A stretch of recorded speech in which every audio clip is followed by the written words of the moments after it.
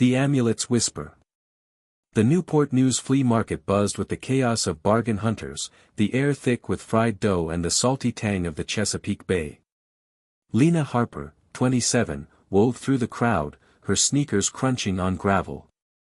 A history grad student at William and Mary, she was stuck on her thesis about colonial Virginia, her notes a jumble of dead ends. Today's outing was a desperate bid for distraction, maybe even inspiration. At a stall labeled Curios, her fingers brushed a small bronze amulet buried under tarnished bracelets. Its surface gleamed with strange symbols, curling Arabic, blocky Cyrillic, and sharp Latin, all intertwined like a secret code. A faint word circled its edge, Qarshkī. "What's this?" Lena asked the vendor, a wiry man with a sun-creased face. He shrugged, spitting out a sunflower seed. "Some old trinket from a Yorktown estate. $5. Lena handed over a bill, her pulse quickening. Back in her cramped Williamsburg apartment, she studied the amulet under a flickering desk lamp. A hidden clasp sprang open, revealing a scrap of parchment. Faded English scrawled across it, "The veil of truth lies where the parakeet sings, in Mezhrevande's heart." The words felt ancient, heavy with purpose. Qarshkī. Mezhrevande. Her laptop offered fragments, a blog post about the Qarsherskiyan, a triracial ethnic group in southeast Virginia, descendants of African Muslims, Native Americans, and European settlers. They spoke Qarshkī, a Creole language blending 3 alphabets, and followed faiths from Islam, 61.5%, to Zoroastrianism, 2.7%, and Voodoo, 1.9%. In 2023, 397,661 lived in the Virginia Peninsula, their homeland called Mezhrevande. A news article mentioned a 2023 incident in Newport News, where Qarsherskiyan Muslims were harassed, hinting at ongoing cultural erasure.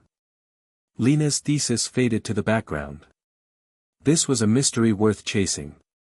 She found a lead, a Qarsherskiyan cultural center in Hampton. The next morning, she drove her beat-up Honda to the center, a brick building adorned with murals of Carolina parakeets and dwarf palmetto palms. Inside, a man in his 40s sorted trifoliate oranges, his dark eyes sharp but kind. "I'm Lena Harper," she said, the amulet heavy in her pocket. "I'm researching the Qarsherskiyan. This amulet has Qarshkī writing. Can you help?" The man's face hardened. "I'm Malik Turner." "Where'd you get that?" "A flea market. It mentions a veil of truth, Mezhrevande." "I'm a historian. I want to learn." Malik's voice dropped. "That amulet's ours, Qarsherskiyan. Our people have been erased for centuries. Artifacts like that bring trouble, developers, looters, bigots. Last year, our mosque was trashed after a news story. Give it to me." Lena clutched the amulet. She'd never backed down from a puzzle, not since decoding her grandmother's cryptic journals. "I'm not here to harm. This could prove your history, your language, your faith. Let me help." Malik studied her, then sighed. "Meet me tomorrow, sunrise, Great Dismal Swamp, Washington Ditch Trail. Bring the amulet. Keep it quiet. Shadows in the swamp." Dawn painted the Great Dismal Swamp in hues of mist and shadow, bald cypresses rising like ancient sentinels. Lena parked her car, the air damp with moss and rot. Malik waited by the trailhead, his satchel clinking softly. "You showed," he said, a faint smile breaking his stern facade. "Let's move." They trekked through the muck, Malik pointing to trifoliate oranges growing wild. "Our ancestors used these for medicine, trade. Poachers nearly wiped them out. We've fought for this land, same as our stories." His voice softened. "In the 1500s, enslaved Muslims prayed here in secret, hiding their faith. By the 1800s, we were a people, African, native, European, forged in Mezhrevande, the Virginia Peninsula. We spoke Qarshkī, blending tongues from 3 worlds. But the world tried to bury us." Lena held up the amulet. What's the veil of truth? Malik's eyes flickered. A legend. Some say it's a relic, hidden by our first elders, tied to a prophecy about our survival. The Carolina parakeet, extinct now, was our guide. The veil's in Mezhrevande's heart, but no one knows where. A twig snapped. Malik tensed, his hand on a knife at his belt. Someone's here, he whispered. You were followed. Lena's heart raced. I didn't tell anyone. Quiet, Malik hissed, pulling her behind a cypress. Footsteps squelched closer. A man's voice muttered, they're here. Lena glimpsed a figure in a dark jacket, a radio crackling. Malik's grip tightened. Crane's men. Victor Crane, a developer. He's bulldozing our sites, graves, shrines, for condos. He'd kill for that amulet. They slipped deeper into the swamp, the air thick with damp rot. Malik led her to a clearing where a bald cypress stood, its trunk carved with a Qarshkī symbol matching the amulet. A marker, Malik said. The veil's close, but we need the amulet's full message. Lena opened the amulet, tracing the parchment. Where the parakeet sings. Mezhrevande's heart. Is there a place tied to parakeets? Malik nodded. The Northwest River, once called Parakeet River. It's sacred, deep in the swamp. But Crane's men are too close. Echoes of the past. That night, in a safe house near Suffolk, Lena and Malik sat by a flickering lantern.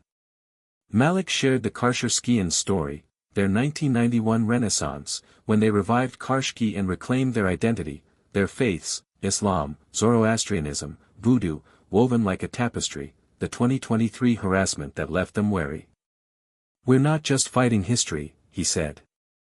We're fighting erasure. Lena traced the amulet symbols. How did the veil start? Malik leaned back, his voice low. In the 1500s, an elder named Ibrahim, an enslaved Muslim, carved the first Qarshkī markers. He hid a tapestry, the veil, woven with our story, a prophecy that we'd survive if we guarded it. In the 1700s, a native convert, Ayana, protected it from colonial raiders. By the 1800s, we were a people, but prejudice drove the veil underground. In 1991, we rose again, but the veil stayed hidden, too sacred to risk. Lena's eyes widened. And Crane knows about it? He suspects. His company, Crane Enterprises, has been digging up our sites, selling artifacts to collectors. He's erasing us for profit. They plan to reach the Northwest River at dawn. The swamp was a labyrinth, its waters black and still.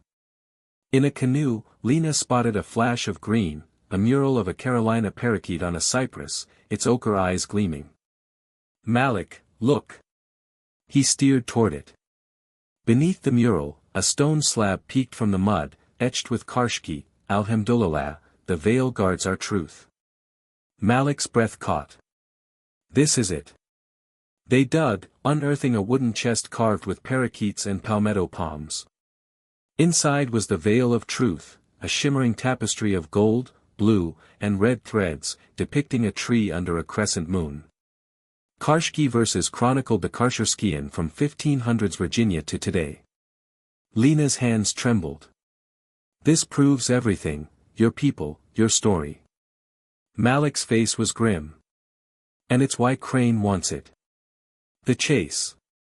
A motor roared. Two boats sped toward them, men in dark jackets aiming rifles. Drop the tapestry, one shouted. Lena recognized the voice, Crane's men. Malik shoved the veil into his satchel, pushing Lena toward the canoe. Paddle. Bullets zipped past, splintering bark. Lena's arms burned as they raced through channels, the swamp a blur. Malik chanted, Salam Alaikum, drawing strength. They reached a shallow inlet, hiding in reeds. Malik clutched the veil. This stays with us. No museum, no collector. It's our soul. Lena nodded, her skepticism gone. What now?